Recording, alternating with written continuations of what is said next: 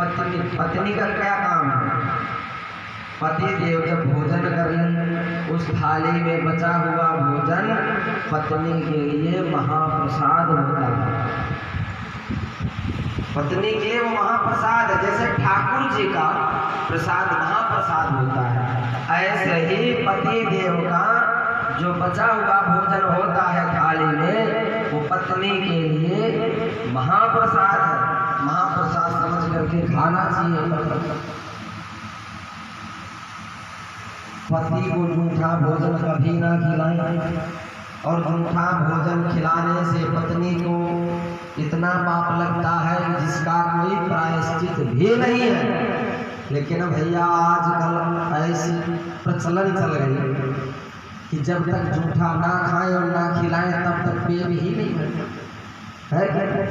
ये आजकल पढ़े लिखे लोगों की बात है, पहले वालों की नहीं। पत्नी का क्या काम है? देवता, अतिथि, सास ससुर को भोजन करा के, सबको भोजन करा के बाद में भोजन करे। पति देव को सुला करके पत्नी को सोना चाहिए।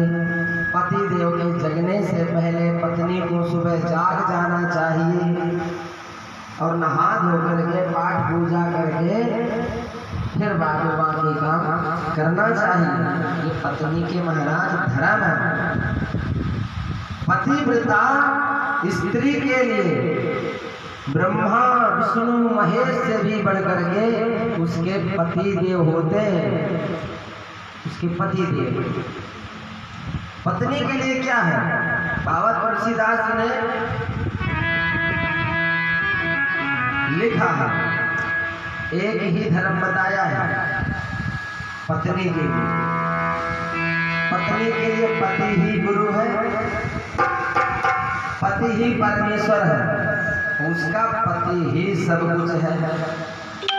बाबा तुलसीदास जी ने कहा कि एक धर्म एक व्रत नेमा, और काय वचन मन पद प्रेमा। पत्नी को चाहिए कि अपने पति की सच्चे मन से सेवा करे, प्रेम भाव के साथ में। कि पुण्य एक जग मह नहीं दूजा, काय वचन मन पति पद पूजा। नारी के लिए कोई दूसरा धर्म ही नहीं है, ना कोई पाठ पूजा है, ना कोई कुछ। जो नारी अपने पति की सच्चे मन से सेवा कर लेती है, सच्चे मन से, उस नारी को किसी भी देवी देवता की पूजा करने की जरूरत नहीं पड़ती। जय हो। साधन्य जननी लोके सधन्यो जनको पिता, धन्यः साचा पतियस् ग्रहे देवी पतिव्रतः। पितृवंश मातृवंशः पतिवंशास्त्रयः त्रयः। पतिव्रतायाः पुण्येन स्वर्गे सौख्यानि योजते। पतिव्रतायाः चरणौ यत्र यत्र स्पृशेत् भुवः, तत्र तत्र भवेत् साहि पापानि सुपावनि। इतनी ताकत है कि पतिव्रता नारी जहां जहां जाती है, पतिव्रता नारी जहां जहां जाती है, वहां की धूल को उठा करके देवता भी अपने माथे से लगाते हैं। इतनी पतिव्रता नारी के अंदर ताकत है। कितनी धन्य होगी वो नारी जिनके चरणों की धूल को भगवान भी, देवता भी अपने माथे से लगाए। वो नारी क्या साधारण होगी। लेकिन कि भार्यामूलं गृहस्थस्य भार्यामूलं सुखस्य जहाँ। अगर पत्नी अनुकूल मिल गई, पत्नी अगर अनुकूल मिल गए तब तो महाराज गृहस्थ जीवन सार्थक है और जीवन का कल्याण भी हो जाएगा। लेकिन अगर पत्नी अनुकूल ना मिले, सारे दिन लड़ाई झगड़ा करती रहे, तो उससे अच्छा महाराज हिमालय की गुफा होती है, तुरंत उठ करके चले जाना चाहिए और एकांत में परमात्मा का भजन करना चाहिए। जय हो। जिस घर में लड़ाई झगड़े होते रहे वहां कभी लक्ष्मी का वास हो ही नहीं सकता, ये पक्की बात है। क्योंकि बाबा तुलसीदास जी ने लिखा कि जहाँ सुमति तहाँ संपत्ति नाना, सुमति तहाँ संपत्ति नाना, जहाँ सुमति तहाँ संपत्ति नाना, जहाँ सुमति तहाँ संपत्ति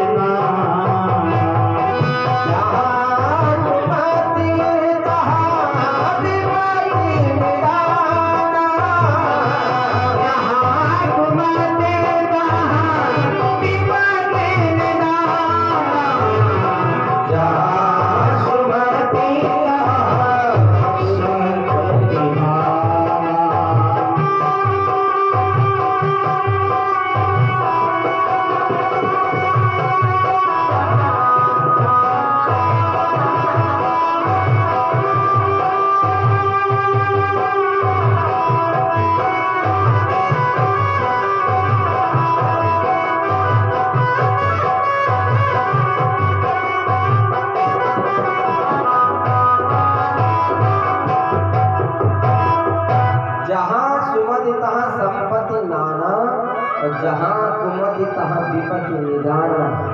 जिस घर में सुमति होती है, एकता होती है, उस घर में लक्ष्मी का वास होता है। जिस घर में लड़ाई झगड़े हमेशा होते रहे, खटपट होती रहे, हमेशा स्वभाव चिड़चिड़ापन रहता हो, उस घर में विपत्तियों के अलावा कुछ नहीं आता है। ये हमें प्रयास करना चाहिए कि कभी लड़ाई ना हो। पत्नी अपने पति से बात करे तो हंसमुख होकर के बात करे, प्रसन्न मुद्रा से बात करे। अगर पति देव कभी डांट भी दे, गुस्से में अगर डांट भी दे, तो भी पत्नी को बुरा नहीं मानना चाहिए, हंस करके ही जवाब देना चाहिए, तभी नारी का कल्याण होगा। हमेशा आप कह करके ही बोले, आप क्या कर रहे हैं, आप कहाँ जा रहे हो, ऐसे बोलना चाहिए। आपसे ये गलती हो गई, तू नहीं बोलना चाहिए। कई माताएं होती हैं, आप बुरा मत मानना, अपने पति देव को तू बोलती है, बहुत बुरी बात है। तू शब्द का प्रयोग ही नहीं करना चाहिए। पता है तू बोलने से क्या होता है, मैंने आपको पहले बताया। अगले जन्म में गूंगी होगी, और जो पत्नी अपने पति की नजर बचा करके पर पुरुष से मतलब रखती है, वो अगले जन्म में कानी होती है, अगले जन्म में कानी होती है। पतिव्रता नारी को देखो कि यथा गंगा शरीरम पावनम भवे तथा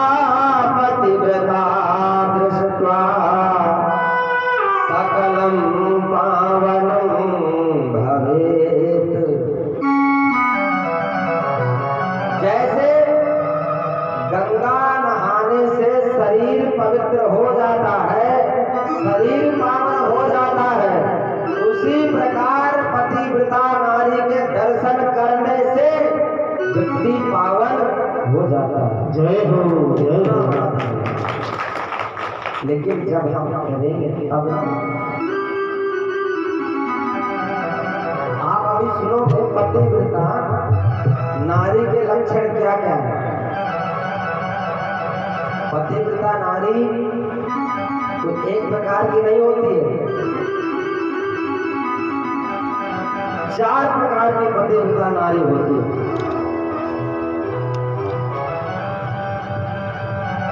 पति चाहे कैसा भी हो, पत्नी के लिए परमेश्वर होता है। चाहे वो बीमार हो, किसी कारणवश बीमार हो जाए, कोई रोग हो जाए या कोढ़ हो जाए, निर्धन हो जाए, मूर्ख हो जाए, मूर्ख कैसा भी हो, लेकिन पति पत्नी के लिए परमेश्वर होता है। कि वृद्ध रोग बस जड़ धरहीना, जड़ धरहीना, वृद्ध रोग बस जड़ धरहीना, वृद्ध रोग बस जड़ धरहीना,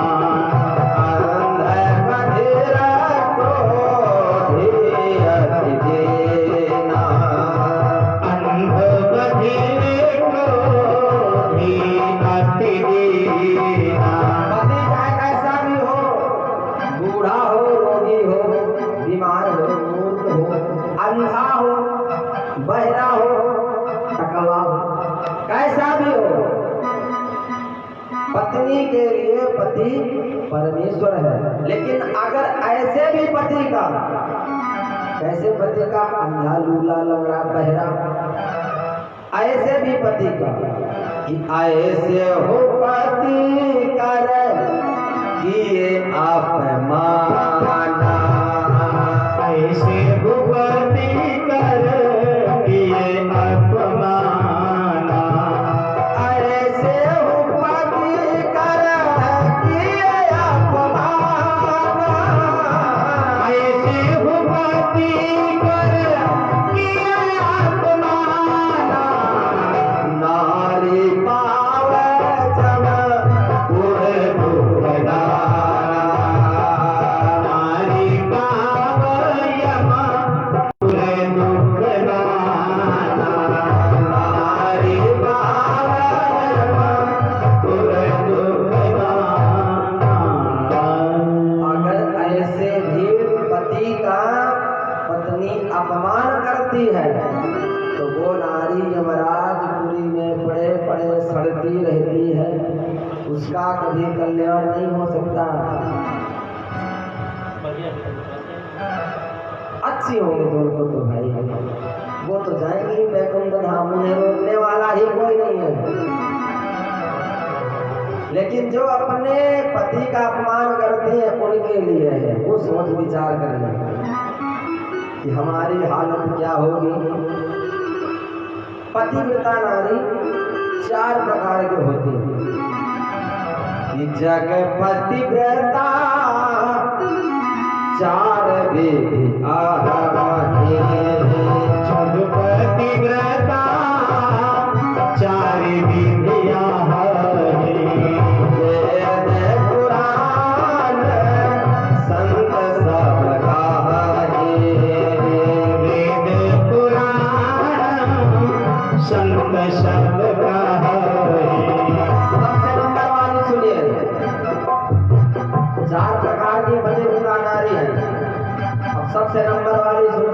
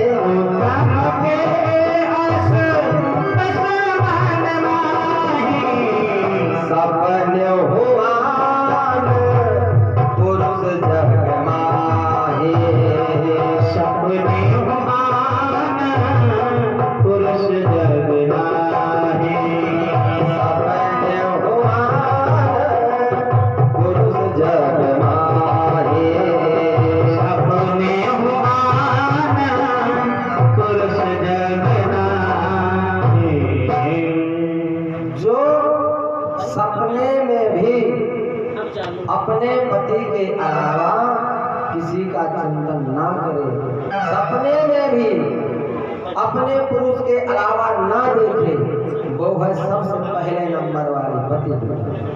दूसरे नंबर वाली सुनी कि मध्यम पर पति देखो कैसे, मध्यम पर पति देखहि कैसे, मध्यम पर पति देखो कैसे, मध्यम पर पति देखहि कैसे, भ्राता पिता पुत्र निज जैसे, भ्राता पिता पुत्र निज जैसे, भ्राता पिता पुत्र निज जैसे, भ्राता पिता पुत्र निज जैसे। दूसरे नंबर वाली कौन है? दूसरे पुरुष को कैसे देखे? भ्राता पिता पुत्र निज जैसे। अगर बड़ा है तो उसे बाप के समान समझे, बराबर का है उसे भाई के समान समझे, छोटा है उसे पुत्र के समान समझे। ये दूसरे नंबर वाली है। अब तीसरे नंबर वाली सुनो कि धर्म विचार समझे को लगा है, धर्म विचारे समझि गुल रहे, धर्म विचार समझ को लगा है, धर्म विचारी समझि गुल रहे, सोनी दृष्टि सुनियस कहे, सोनिकृष्ट प्रिय श्रुतियस कहे। ये तीसरे नंबर वाली जो धर्म को विचार करके खाली रहती है, ये तो अपनो धर्म है। सास ससुर की सेवा तो करना ही पड़ेगा, पति की सेवा तो करना ही पड़ेगा। जहाँ पड़ेगा शब्द लग जाता है वहाँ बात अलग हो जाती है। एक पड़ेगा एक करना है, बहुत अंतर हो गया। करना पड़ेगा और नहीं करेंगे, हो गया ना अंतर। ये खाली जो धर्म को विचार करके कुल में रहती है वो तीसरे नंबर वाली। और चौथे नंबर वाली कि बिन अवसर भय तेरह जोई, अवसर भय तेरह जोई, बिन अवसर भय तेरह जोई, अवसर भय तेरह जोई, जाने हुआ धाम नारी जग सोई, अरे जाने हुआ धर्म नारी जग सोई, जाने हुआ धाम नारी जग सोई। जो खाली बिना अवसर भय ते रहे, जो भय के कारण रहे, भय के कारण जो खाली रहती हो कि अगर बाहर जाऊंगी तो बदनामी होगी। मन में तो इच्छा है जाने की, मन में तो इच्छा है, बाहर जाने की इच्छा है, दूसरे से बात करने की भी इच्छा है, लेकिन डर है, शंका है मन में।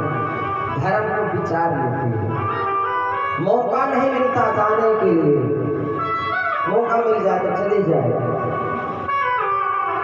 ऐसी जो नारियां होती हैं वो बहुत अधम क्वालिटी की होती है कि पति बल जगह पर पतिव्रत कराही पतिवंचक पर पतिव्रत करही पतिवंचक पर पतिव्रत कराही पतिवंचक पर पतिव्रत करही गौरव नारद कल्प शत कराही गौरव नारद कल्प शत परहि गौरव नारद कल्प शत परहि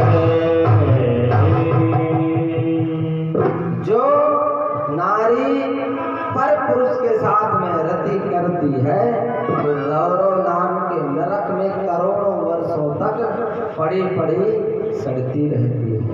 उसका वहां पर कोई सुविधा साथी नहीं होता है। बहुत कठिन यातनाएं भुगतनी पड़ती है। जो अपने पति को धोखा देती है, अपने पति को असत्य बोलती है, नारी के लिए पति से बढ़ करके इस दुनिया में कुछ है ही नहीं।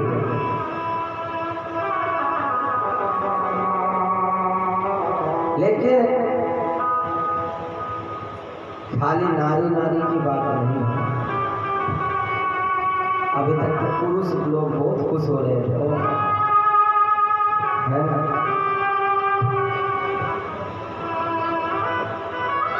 अब पुरुष लोगों के भी सुन लो।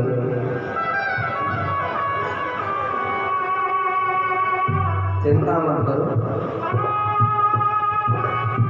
जितना नारी के लिए बताया गया है उतना ही पुरुष के लिए भी बताया गया है, बराबर है। जो पुरुष अपनी पतिव्रता नारी को धोखा देता है, अपने पत्नी को धोखा देता है, पत्नी को छोड़ करके दूसरे से बात करता है, दूसरे से मतलब रखता है, वो अगले जन्म में पता क्या होता है? औरत बनता है। अगले जन्म में औरत है, वो भी हरी जवानी में विधवा हो जाती है।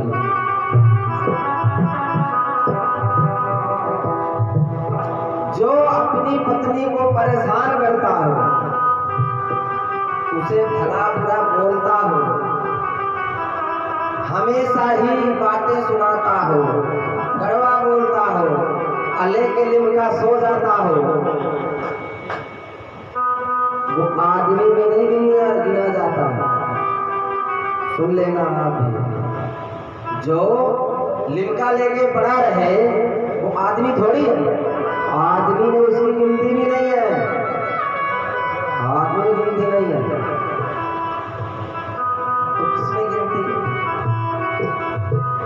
अगर आदमी में गिनती नहीं है, किसमें गिनती है? जानवर में गिनती है, राक्षस में गिनती है उसकी। अरे जो चीज करने की है वो खाओ। अरे नशा ही अगर आपको करना है तो भगवान के नाम का करो ना, कम थोड़ी है। और ये नशा तो ऐसा है जो आप सुबह पियोगे शाम को उतर जाएगी, सुबह पियोगे शाम को उतर जाएगी, लेकिन भगवान के नाम का अगर नशा कर लिया तो जिंदगी संवर जाएगी। जय हो।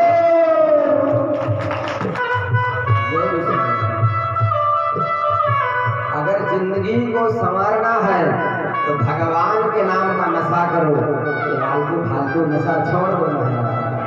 आलतू फालतू नशा में ना तो कोई इज्जत होती है, ना कुछ मान होता है, ना सम्मान होता है। जिसने छोड़ दिया उसका कल्याण हो गया, ये पक्की बात है।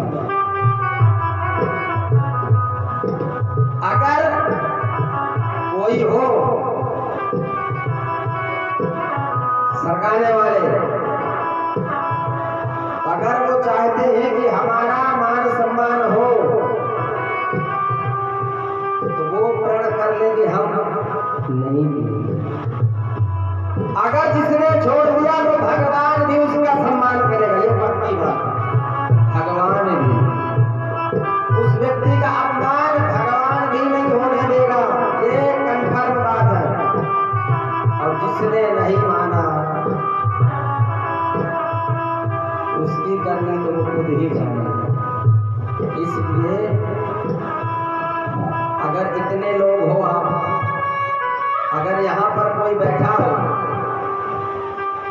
लेने वाले तो चुपचाप समाधान इसी में है और आपकी भलाई इसी में है कि आप चुपचाप छोड़ दो बिना कहे। और नहीं अगर आप ये कहो कि आप ही बताओ कौन है लेने वाला, तो वो भी मैं बता सकता हूँ कि यहाँ पर कौन है लेने वाला, कौन है बिना लेने वाला। ये भी कन्फर्म बात है। अगर कोई ये कहे कि गुरुजी आप बताओ, तो मैं वो भी बता सकता हूँ कि फलाने आदमी लेने वाला बैठा है, लेकिन मैं किसी की बेइज्जती नहीं करना चाहता, ना किसी का अपमान करना चाहता। मैं ये सोचता हूँ कि वो अपने आप ही छोड़ दे। अच्छा, मन में प्रण कर लो। अच्छा, मन में प्रण कर रहे हो कि छोड़ दे? सच सच बताना।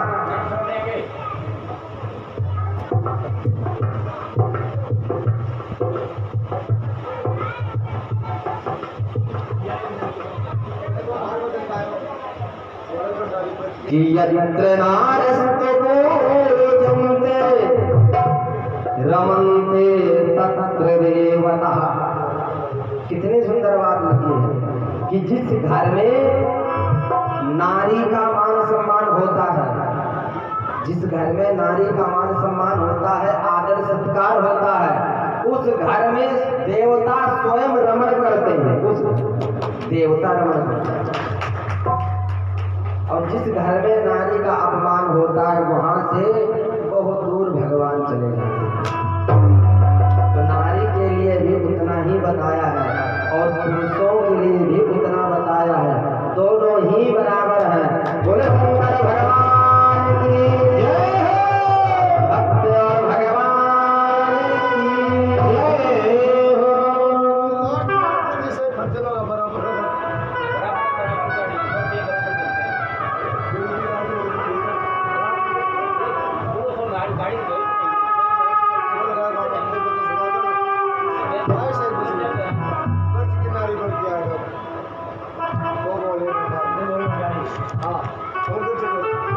ये सुना एक दिन वो भोले भंडार बन करके ब्रजनाथ वृंदावन आ गए हैं, वृंदावन आ गए हैं। दिन वो भोले भंडारी, दिन वो भोले भंडारी, बन करके ब्रजधारी वृंदावन आ गए हैं, गोकुल में आ गए हैं। दिन वो भोले भंडारी, बन करके ब्रजधारी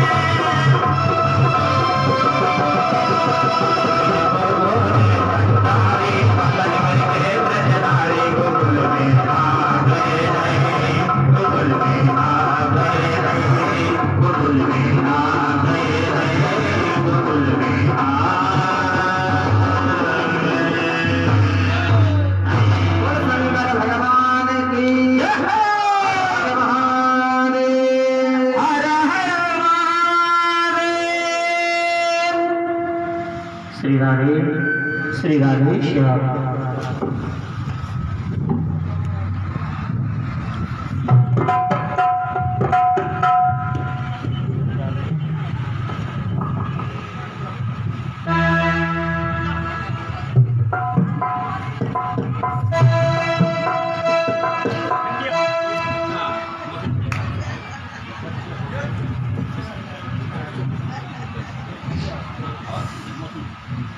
तो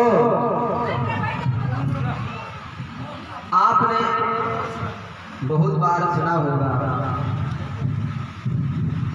कि सावित्री अपने पति को यमराज जी के पास से भी छुड़ा लाई थी। आपने सुना होगा, सत्यवान सावित्री की कथा सुनी होगी।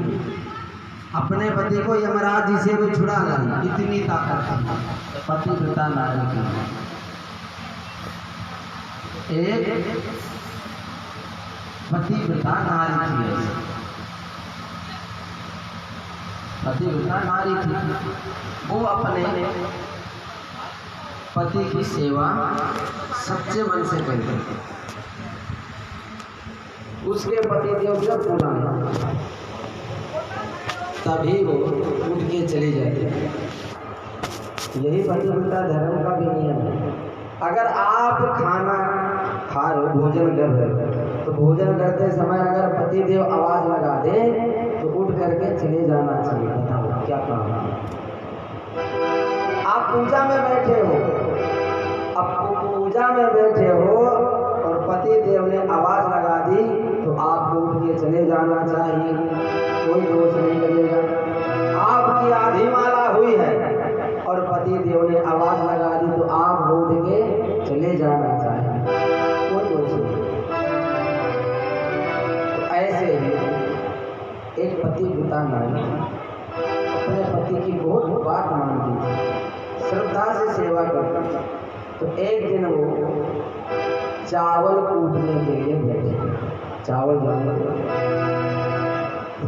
कूटने के लिए बैठ गई और बगल में एक पड़ोसन बैठ गई,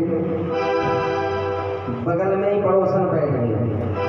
अब जैसे ही पत्नी ने चावल कूटने की जैसे ऐसे मूसल किया, अब जैसे ऐसे मूसल किया तो पति देव ने आवाज लगा दी, अरे सुनो इधर आओ। तो जैसे आवाज सुनी तो पत्नी ने मूसल को छोड़ा और दौड़ के चली गई, लेकिन मूसल बीच में टंगा रहा। इतनी ताकत थी उसके पास में, पतिव्रता में इतनी ताकत थी कि मूसल ऊपर ही लटका रह गया। अब जब वो वापिस आई, पति का काम निपटा के जैसे आ गई, अब पड़ोसन ने पूछा, बहन ये बता कि ये मूसल ऊपर कैसे लटका रह गया? तो उसने कहा कि ये मेरे पतिव्रता जो मैं नियम से करती उसका भला है। ना तुमने कोई मंत्र पढ़ा, ना कोई कुछ ऐसा कौन सा मंत्र सिद्ध कर लिया जो मूसल ही ऊपर लटक गया? उस नारी ने कहा कि ये सच्चे मन से पति देव की सेवा का फल है। पति देव की सेवा करने से मूसल ऊपर लटक गया। हाँ, अब वो गई महाराज अपने घर। अब जैसे घर पहुंची, अब जा करके गई पति देव के चरण दबाने लग गई सीधे। अब पति देव विचार करने लगे कि इसने आज तक तो पैर नहीं दबाए और आज अचानक ही कैसे पैर दबाने लग गई? क्या बात है, कुछ ना कुछ गड़बड़ जरूर। उसने बढ़िया जाकर सीधे पतिदेव के चरणों को धोया, पैर दबाने लगी, बढ़िया पराठा बना करके खिलाया। पतिदेव प्रसन्न, पतिदेव भी प्रसन्न थे। एक दिन सेवा हो गई तो प्रसन्न ही है बेचारे, आज तक नहीं हुई। अब पत्नी ने कहा, देखो मैं चावल कूटने के लिए बैठूं, और जब मैं चावल कूटने के लिए बैठूं तो आपको आवाज लगा कि हाँ जी, बस आपको खाली इतना ही बोलना है कि सुनो, और कुछ नहीं बोलना। तो जब मैं चावल कूटूं और मेरा मूसल ऊपर जाए, तो जैसे ऊपर जाए ऊपर जाते ही बोलना है आपको, किया जी सुनो, इतना ही बोल देना है। पति देव भी बात मान गए कि चलो इतना ही तो बोलना है, अपने को क्या फर्क पड़ता है। एक दिन की सेवा से पति देव प्रसन्न तो थे। अब पत्नी गई महाराज चावल कूटने के लिए। अब जैसे पत्नी चावल कूटने के लिए गई, अब मूसल उठाया, अब पति देव तो पीछे बैठे थे, कब इसका मूसल उठे मैं। अब जैसे पत्नी ने मूसल उठाया, उठाते ही कहा हाँ जी सुनो, अब पत्नी ने मूसल छोड़ा। अब जैसे मूसल छोड़ा तो मूसल गिरा, नाक पे। अब जैसे मूसल नाक पे गिरा, अब महाराज को सूखना हो गई। अब वो विचार करने लगे क्या हुआ, लेकिन महाराज नकल में भी अकल चाहिए, चाहिए कि नहीं चाहिए? ऐसे पतिव्रता नहीं, ऐसे पतिव्रता नहीं होना चाहिए। तो सच्चे मन से अगर कोई सेवा करेगा तो जरूर उसे फल मिलेगा। बोले भक्त और भगवान की जय हो। ब्राह्मण की पत्नी ने पार्वती को बताया कि आपको करना क्या है। तो ब्राह्मण की पत्नी कह रही है, रावा तुलसीदास जी लिख रहे हैं, करहु सदा कर पद पूजा, करहु सदा कर पद पूजा, करहु सदा कर पद पूजा,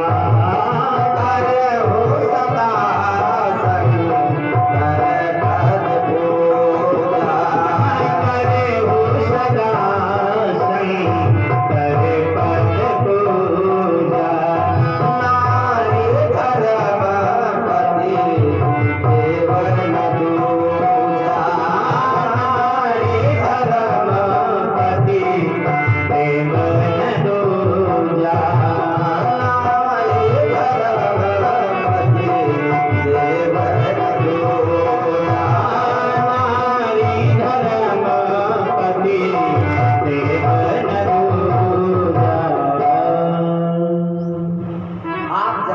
भोले बाबा की सेवा करना, हमेशा भोले बाबा की सेवा करना।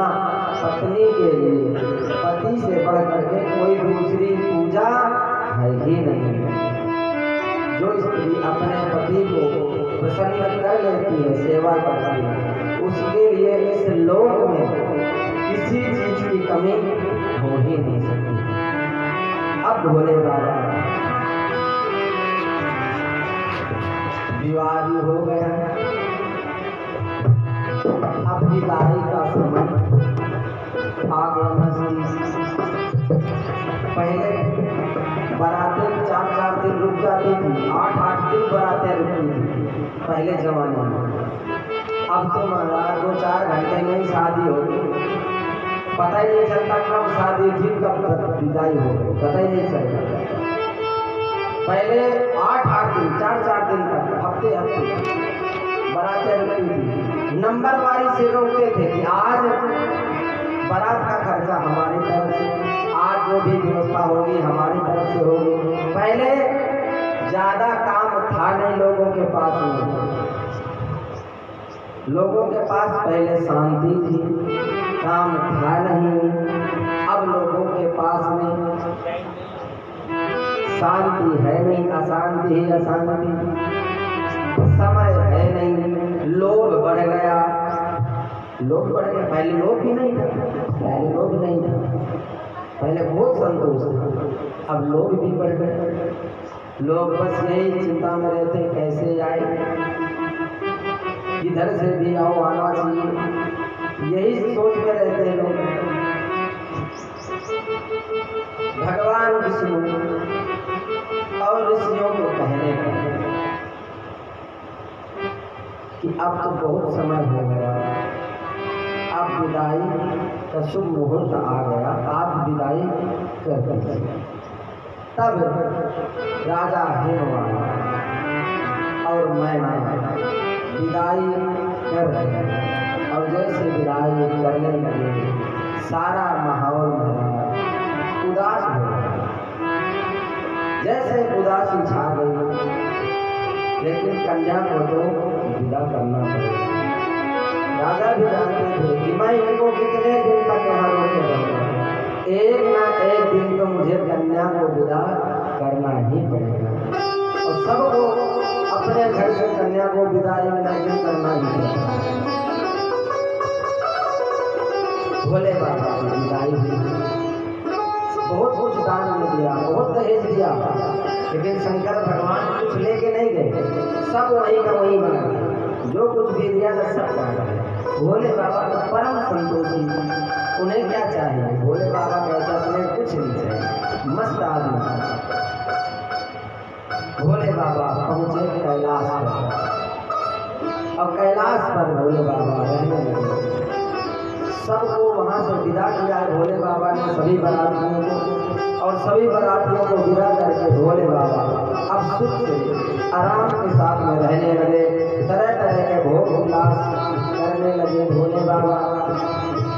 कि करही विविध विधि भोग विलासा, करही विविध विधि भोग विलासा, करही विविध विधि भोग विलासा, करही विविध विधि भोग विलासा, गगन समेत बसई कैलासा, गगन समेत बसई कैलासा, गगन समेत बसई कैलासा, गगन समेत बसई कैलासा। हरे गिरिजा बिहार में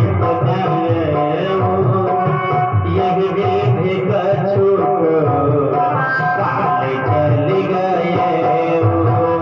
हरे गिरिजा बिहार में यही विधि कछुक काले चली गए।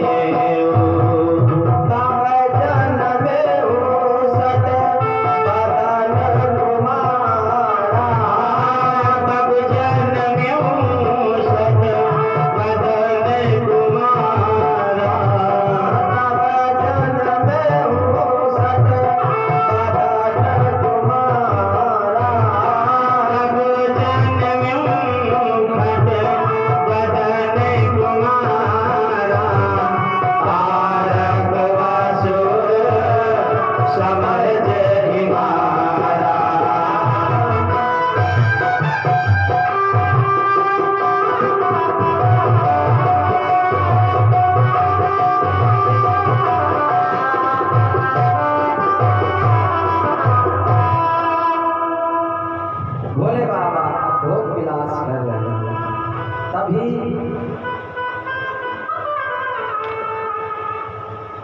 कार्तिकेय का जन्म होता है।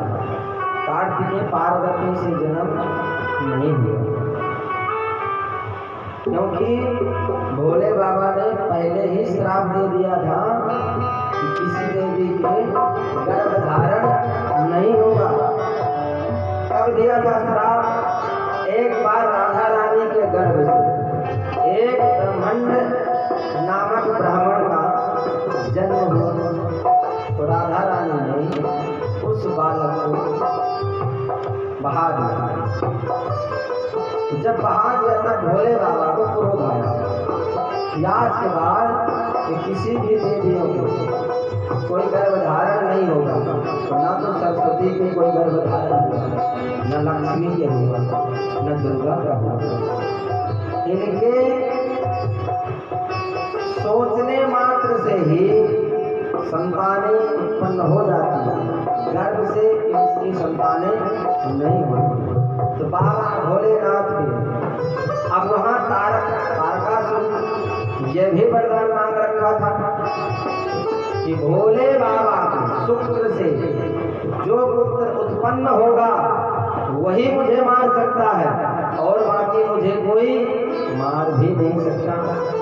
तो भोले बाबा का जैसे शुक्र स्खलन हुआ वहां अब उसे संभाले तो तब गंगा मैया ने धारण किया। जब गंगा मैया ने धारण किया उस शुक्र को गंगा मैया ने धारण किया, उससे कार्तिकेय का जन्म हुआ और दे दिया किसे? कृत्तिका नक्षत्र के 6 तारे होते हैं, 27 नक्षत्र होते हैं। तो 27 नक्षत्रों में जो कृत्तिका नक्षत्र होता है उसके 6 तारे होते हैं। उन सभी तारों के मन में इच्छा थी कि हम भी इस बालक को अपना अपना दूध पिलाएं। जब उनके मन में इच्छा हुई तब भगवान भोलेनाथ के शुक्र से उत्पन्न उस बालक के 6 सिर उत्पन्न हो गए। जैसे 6 सिर उत्पन्न हुए 6 मुख के, तो सभी मुखों से कार्तिकेय जी ने उन कृत्तिका नक्षत्र के तारों का स्तनपान किया, इसीलिए नाम पड़ा षडानन। जय गज बदन षडानन माता, तो इसीलिए उनका नाम पड़ा है षडानन, क्योंकि 6 माताओं का दूध पिया था स्वामी कार्तिकेय।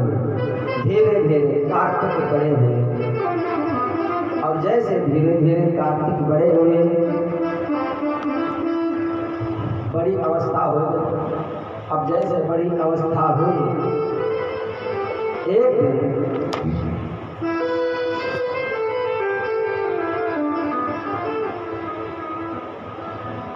सभी देवता पधारे स्वामी कार्तिकेय को बधाई देने के लिए। जैसे 2-4 दिन के हुए बड़े हुए तो सभी देवता आए, लक्ष्मी जी आई, सरस्वती मैया आई, सभी देवी देवता आकर के अपनी अपनी शक्ति प्रदान की इसे कार्तिकेय का वाहन क्या है? मयूर वाहन है। अब धीरे धीरे कार्तिकेय जी को जैसे ही सभी देवी देवताओं ने अपनी अपनी शक्तियां प्रदान की, इधर वो तारकासुर उपद्रव मचा रखा था, यहाँ तक कि उसने इंद्र का सिंहासन भी छीन लिया था। वो तो ब्रह्मा जी के कहने पर, ब्रह्मा जी के डराने धमकाने पर इंद्र का सिंहासन वापस दिया था, न इंद्र का सिंहासन भी छीन लिया। जब स्वामी कार्तिकेय और थोड़े बड़े हुए तब भगवान सभी देवता मिलकर के आए और कार्तिकेय जी से बोले कि आप तारकासुर का उद्धार करो। जैसे ही तारकासुर का उद्धार करने के लिए कहा, स्वामी कार्तिकेय भी अपनी सेना को लेकर के पहुंचे और जैसे वहां पर सेना को लेकर के पहुंचे तारकासुर भी आया अपनी सेना को लेकर के। और जैसे भयंकर युद्ध हुआ, भयंकर युद्ध, यहाँ पर तारकासुर के साथ में वीरभद्र का भी युद्ध बताया है। वीरभद्र के साथ में भी उसका युद्ध हुआ पर तारकासुर को पराजित नहीं कर पाए, क्योंकि उसने ये वरदान मांग रखा था कि भोले बाबा का पुत्र ही मुझे मार सकता है। नंदी जी के साथ में उसका युद्ध हुआ और नहीं परास्त हुआ। भगवान विष्णु के साथ में उसका युद्ध हुआ, भगवान विष्णु भी उसे परास्त नहीं कर पाए। जैसे एक थप्पड़ मारा भगवान विष्णु ने, गिर पड़ा पर उसका कुछ हुआ नहीं। आकाशवाणी हुई कि ये कार्तिकेय के अलावा किसी के द्वारा ये नहीं बन सकता, क्योंकि इसने वरदान मांग रखा है। जब ऐसा कहा तब सभी देवता मिल करके स्वामी कार्तिकेय के पास गए और कार्तिकेय जी से बोले, अब जाकर खेल, इसे मत खिलाओ, अब इसका उद्धार कर दो। जैसे इतना कहा तब स्वामी कार्तिकेय लगे तारकासुर के जो गण थे उनको मारने के लिए जैसे तैयार हुए सबको महाराज एक तरफ से चकनाचूर करने लगे। और जैसे सबका चकनाचूर करने लगे तारकासुर की सेना का तहस नहस कर दिया। तब तारकासुर आया, तारकासुर आकर के बोला, रे नहीं क्या मारते हो, अगर युद्ध करना है मुझसे करो, इनसे क्यों करते। तब कार्तिकेय ने कहा तैयार हो जाओ। अब दोनों का भयंकर युद्ध हुआ। जब दोनों का भयंकर युद्ध हुआ, तारकासुर भी कोई कमजोर थोड़ी थी। तारकासुर तो ऐसे कर देता अपने बाणों से कि जैसे बादल अंधेरा छा जाता है बादलों में से, ऐसे ही स्वामी कार्तिकेय के रथ को वो ढक देता था, ऐसे बाणों की बौछार कर देता था। लेकिन पर देखते ही देखते स्वामी कार्तिकेय ने ऐसा बाण उसके मारा, ऐसा बाण मारा कि महाराज तारकासुर का गोविंदाय नमो नमः हो गया। बोले भक्त और भगवान की। तारकासुर का उद्धार हुआ। अब चले गणेश जन्मोत्सव की तरफ। गणेश जी का जन्म कैसे हुआ। गणेश जन्मोत्सव की दो तरह की कथा है, दो तरह से कथा मिलती है गणेश जी की। एक तो एक बार पार्वती मैया ने भगवान भोलेनाथ से कहा कि मुझे भी कोई एक पुत्र दो, और ऐसा पुत्र हो जो सभी देवताओं का अध्यक्ष हो, ऐसा गढ़ होना चाहिए। ऐसा भोले बाबा ने कहा तो फिर आपको उसके लिए भगवान कन्हैया की भक्ति करनी पड़ेगी। तब माता पार्वती ने भगवान कन्हैया की भक्ति की और भगवान कन्हैया प्रकट हुए। और भगवान कन्हैया प्रकट होकर के माता पार्वती को दर्शन दिया। बताओ माता आपको क्या चाहिए। तो पार्वती ने मांगा कि मुझे आपके जैसा पुत्र चाहिए। तो कन्हैया बोले हमारे जैसा तो भाई हम ही हैं केवल, तो हम ही आएंगे आपके पुत्र बन करके, अपना जैसा हम और कहाँ ढूंढेंगे। तो कहते स्वयं भगवान पार्वती के पुत्र बन करके आए और माता पार्वती ने भगवान को अपना स्तनपान कराया, स्वयं भगवान कन्हैया। तो कहते हैं जो गणेश जी है वो साक्षात भगवान कन्हैया का स्वरूप है। जब अलग अलग कल्प में अलग अलग कथाएं होती हैं, किसी में भगवान गणेश जी के द्वारा सृष्टि की रचना होती है और किसी में भोले बाबा के द्वारा होती, किसी में दुर्गा जी के द्वारा होती, किसी में काली के द्वारा होती, किसी में राम जी के द्वारा होती, किसी में नारायण के द्वारा होती, किसी में ब्रह्मा जी के द्वारा होती। अलग अलग कल्पों की कथा है। और दूसरी तरफ अब दूसरी तरह जो जन्म हुआ भगवान गणेश का वो भी श्रवण करें। एक बार माता पार्वती उपटन लगा रहा। उपटन तो जानते होंगे आप, शादी विवाह में लड़कियों के उपटन लगाया जाता है, बेसन तेल दही मिलाकर, है ना, और उसमें बादाम रोगन भी मिला दिया जाता है। सबसे बढ़िया है, इससे शरीर में चमक भी आती है, सांवलेपन की जो चमड़ी होती है तो दूर हो जाती है, गोरापन आ जाता है और शरीर भी सुंदर होता है, शरीर स्वस्थ भी होता है। उपटन लगाने से शरीर भी अच्छा रहता है और ये दुनिया भर के क्रीम पाउडर लगाने से शरीर भी खराब ही होता है। तो माता पार्वती एक बार उपटन लगा रही थी। तो जब उपटन लगा रही थी, बाहर शंकर जी के जो गढ़ है चंड को खड़ा कर दिया। अब जैसे चंड को खड़ा कर दिया गेट पर कि कोई अंदर ना आने पाए। अब माता पार्वती उपटन लगा के स्नान करने के लिए गई। जैसे स्नान करने लगी इतने में भोले बाबा आए।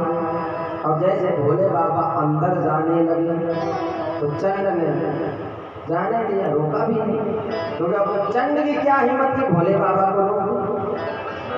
अब वो तो उनका गण है, कैसे रोक सकता है। अब जैसे ही भोले बाबा अंदर गए, पार्वती ने जैसे देखा भोले बाबा को, शर्म के मारे महाराज शर्मिंदा महसूस हुई। तुरंत भोले बाबा को देख करके अपने वस्त्र पहने, ये शर्म तो आई गई। तब विचार आया कि एक ऐसा अपना भी गढ़ होना चाहिए जो फुल चौकीदारी करे। ये बाबा के गढ़ है, जब मर्जी तब आ गए। भोले बाबा से बोले पार्वती आप कैसे आ गए, वहाँ तो गढ़ खड़ा था। भोले बाबा बोले वो तो अपना ही है, अपने को कैसे रोक सकता है आने। तो पार्वती के मन में ऐसा भाव जगा कि एक हमारे भी ऐसा गढ़ होना चाहिए जो सर्वाध्यक्ष हो, सबका अध्यक्ष हो, ऐसा गढ़। तो एक दिन अपनी सहेलियों से बात की। पार्वती की दो सहेलियां थी, एक का नाम जया और एक का नाम विजया, ये दो सहेलियां। इनसे बातचीत हुई तो दोनों सहेलियों ने कहा हाँ सखी गण तो ऐसा ही होना चाहिए, एक अपना भी कोई गण हो। अब भोले बाबा के तो इतने सारे गण हैं, तो भोले बाबा के इतने सारे तो अपना एक तो हो, लेकिन एक ऐसा हो जो सबका अध्यक्ष हो, ऐसा होना चाहिए। तो पार्वती ने क्या किया, पार्वती ने उबटन जो लगाया था बेसन का, और जो वो बचा, अब जैसे वो बचा उसको गणेश एकदम गोला बनाया, और जैसे गोला बना करके मंत्र फूंका तो उसमें प्राण आ गए। खड़े हो जाओ, खड़े हो जाओ, खड़े हो जाओ, जैसे इतना कहा तो वहां से एक पुत्र खड़ा हो गए। जैसे पुत्र खड़ा हुआ, बताओ माँ मेरे लिए सेवा, मुझे क्या करना है, मेरे लिए क्या आज्ञा है, बताओ आदेश करो। तो माता ने एक छड़ी प्रदान कर दी गणेश भगवान। अब जैसे गणेश भगवान को छड़ी दी और बोले आपको गेट पर बैठे रहना है, अगर कोई अंदर आए तो आप उसे अंदर मत आने देना, चाहे कोई भी हो। बोले जरूर माँ, जो जैसी आज्ञा किया। अब भगवान गणेश को गेट पर खड़ा कर दिया और माता पार्वती अंदर स्नान करने के लिए चली गई। इतने में भोले बाबा आए। अब जैसे भोले बाबा आए तो भोले बाबा अंदर जाने लगे। अब जैसे अंदर जाने लगे, भगवान गणेश छड़ी लगा दी, आप अंदर नहीं जा सकते। भोले बाबा ने कहा आप कौन? उन्होंने कहा मैं माँ का पुत्र हूँ। भोले बाबा ने कहा माँ का पुत्र, बिना बादल गई बरसात, हमें पता ही नहीं है, पुत्र हो गया, हमें अंदर जाने दो। मना कर दिया, माँ की आज्ञा के बिना मैं अंदर नहीं जाने दूंगा। भोले बाबा बोले मैं शंकर हूँ। गणेश जी बोले चाहे आप शंकर हो चाहे महाशंकर, लेकिन जब तक मेरी माँ की आज्ञा नहीं होगी तब तक मैं आपको अंदर नहीं जाने दूंगा, चाहे कुछ भी हो जाए। भोले बाबा वापिस गए और जैसे वापिस गए अपने गणों को बताया कि जा करके देखो ऐसा कौन सा है वो हमें नहीं जाने देता। भोले बाबा की भी इसमें लीला है। एक बार उनके गणों को ऐसा अभिमान हो गया, वो सोच रहे थे कि हम इतने बलशाली हैं, तो भगवान ने कहा चिंता मत करो, तुम्हें भी एक दिन इसका फल जरूर दिखाएंगे। अब जैसे ही भोले बाबा के गण गए, अब भगवान गणेश उठा के छड़ी महाराज ऐसे पीटने लगे कि गणों की हो गई हालत खराब। अब जैसे गणों की हालत खराब हुई, पीटने लगे बुरी तरह, उठा के पटकने लगे। अब जैसे उठा के पटकने लगे गणेश जी, वापिस गए शंकर जी के पास। अब भोले बाबा से बोले महाराज हमारी बस की बात नहीं है। शंकर जी बोले अरे तुम कितने लोग उसे हटा नहीं पाए, अब वो अकेला? बोले वो अकेला ही सब पर भारी है, देखते नहीं हो हमको कैसा पीटा है। फिर भगवान शंकर आए और जैसे भगवान शंकर आए तो शंकर जी के साथ में युद्ध छिड़ गया। अब जैसे गणेश जी का शंकर जी के साथ में युद्ध छिड़ा, शंकर भगवान की भी हालत खराब हो गई। गणेश जी और भोले बाबा को जैसे क्रोध आया, त्रिशूल उठाया, और जैसे त्रिशूल उठाया और त्रिशूल उठा करके जैसे मारा, गणेश जी का सिर अलग हो गया। अब जैसे गणेश जी का सिर अलग हुआ, हाहाकार मच गई। देवताओं में जया विजया दौड़ी दौड़ी गई पार्वती के पास, वहां अनर्थ हो गया, अनर्थ हो गया। क्या हो गया? बोले गणेश जी का सिर अलग हो गया। जैसे इतना सुना, माँ को क्रोध आ गया और माँ गुस्से में महाराज लाल लाला खेती हुई अपने शरीर में से हजारों देवियां प्रकट कर दी माता पार्वती ने, और हजारों देवियों को प्रकट करके बोल दिया, जाओ संसार को तहस नहस कर दो। जैसे वो देवियां प्रकट हुई, तहस नहस करने लगी, देवता घबराए। अब देवता घबरा करके भोले बाबा के पास गए और भोले बाबा से बोले कि हे भोले बाबा, माता पार्वती का बहुत भयंकर क्रोध है, अगर उनका क्रोध शांत नहीं हुआ तो संसार में प्रलयकारी आ जाएगा, प्रलय हो जाएगा। भोले बाबा बोले जाओ तो आप उनको शांत करो, उनका क्रोध शांत करो। देवता लोग गए और जा करके पार्वती के चरणों में लेट गए। हे माँ, आप तो जगत जननी हो, आप दयालु हो, कृपामयी हो, सबकी रक्षा करने वाली हो, और आप ही ऐसा क्रोध करोगी तो फिर संसार का क्या होगा? पार्वती ने कहा कि अगर मेरा पुत्र जीवित हो जाए तब तो ये संसार बच सकता है, और अगर मेरा पुत्र जीवित नहीं हुआ तो प्रलयकारी जरूर ही होगा, सब कुछ खत्म हो जाएगा। देवता दौड़े दौड़े गए भोले बाबा के पास और भोले बाबा से बोले कि माता पार्वती ऐसा बोले कि अगर उनका पुत्र जीवित हो गया जब तो सब ठीक है, नहीं सब कुछ खत्म हो जाएगा। जैसे इतना कहा, भोले बाबा ने कहा जाओ उत्तर दिशा की ओर, और उत्तर दिशा की ओर जाओ, जो भी इस समय किसी ने जन्म लिया हो उसका सिर काट के ले आओ। देवता लोग गए और जा करके जैसे उत्तर दिशा में गए तो एक हथिनी एक बच्चे को जन्म दिया था, सफेद हथिनी, और सफेद हथिनी ने जैसे सफेद बच्चे को जन्म दिया, उसका सिर काट करके लेके आए, और सिर काट करके जैसे लेके आए, ब्रह्मा जी बड़े शिल्पी हैं और बड़े कारीगर हैं ब्रह्मा जी, और ला करके उस पुत्र के लगाया गया, और जैसे पुत्र के लगाया गया वो पुत्र उठ खड़ा हो गया और बेकार होने लगी। सभी देवता खुशी मना के नाचने लगे, गाने लगे, जय हो बोले गणेश भगवान की जय हो। सभी लोग गणेश जी का उत्सव मना रहे थे। सब जय जयकार लगाए रहे, श्री गणपति जन्म